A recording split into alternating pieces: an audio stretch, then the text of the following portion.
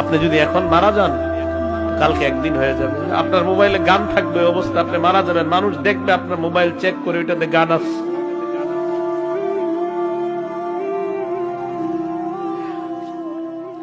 আপনি এখন মারা গেলে মানুষ আপনার মোবাইলে চেক করে দেখবে এটাতে গান আছে, সিনেমা আছে। গান সিনেমা মোবাইল থেকে ডিলিট করে দেন, তওবা করেন। পৃথিবী সাক্ষী হয়ে যাবে যে এই ছেলেটা মারা গেছে, ওর মোবাইল তো সিনেমা আছে, ওর মোবাইলে নাটক আছে, মানুষ সাক্ষী হয়ে যাবে আপনার গুনাহের। পর দেখলেন তেমন ভালো লাগে না, পরের দিন শুনছেন একটু একটু ভালো লাগে, পরের দিন শুনছেন এখন ভালোই লাগে, 4-5 দিন পর আপনার বন্ধুরে আপনি বলতেছেন, দোস্ত এই জাতীয় 4-5টা গান আরো আমার কাছে পাঠা। এর মানে আপনার ভিতরে মুনাফিকি শুরু হয়ে গেছে। গান অন্তরে মুনাফিকি তৈরি করে। যুবক ভাইরা, পায়ে দড়ি মোবাইল থেকে গান সরান, সিনেমা সরান। আজকে এই মুহূর্তে মারা গেলে তো আপনি শেষ। আপনি যদি এখন মারা যান, কালকে একদিন হয়ে যাবে। আপনার মোবাইলে গান থাকবে, অবস্থা আপনি মারা যাবেন, মানুষ দেখবে আপনার মোবাইল চেক করে ওইটাতে গান আছে।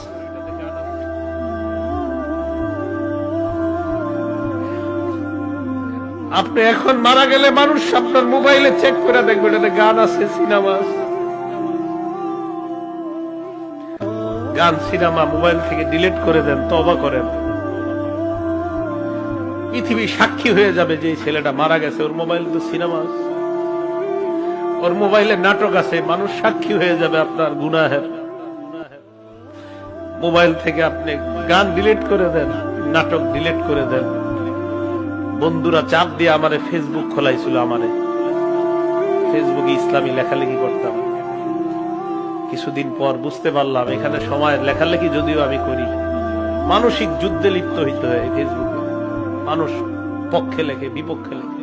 পার্মানেন্টলি আমি ডিলিট করে দিচ্ছি, আমার কোনো ফেসবুক নেই। আমার জীবন কি চলে না বলেন?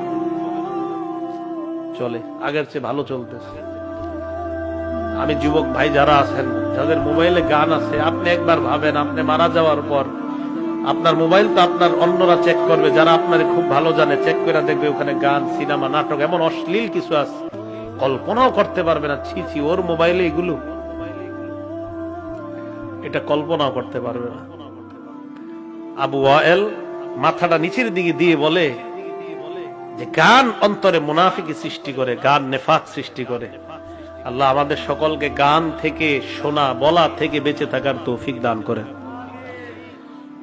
সাহাবায়ে কেরাম গান কতটা অপছন্দ করতেন দেখেন। এটাও আবু দাউদ শরীফের 4924 নম্বর হাদিস। আব্দুল্লাহ ইবনে ওমর রাদিয়াল্লাহু তাআলা আনহুর ছাত্র রাফি, হযরত নাফি বলেন, আমি আব্দুল্লাহ ইবনে ওমরের সাথে পথ দিয়ে চলতে লাগলাম, রাস্তা দিয়ে। ফাসামিআ মিজমার, আব্দুল্লাহ ইবনে ওমর গানের আওয়াজ শুনলেন। শোনার পর ওয়াদা উসবুআইহি আলা উযুনাইহি, তার দুই আঙ্গুল এইভাবে কানে ঢুকাইছে। সুন্নতটা সবাই আদায় করেন, এভাবে কানে ঢুকাইছে, এইভাবে কান দিছে, হাত নামান। আজকে আমি পুরাটা বলি, বলার পরে আমল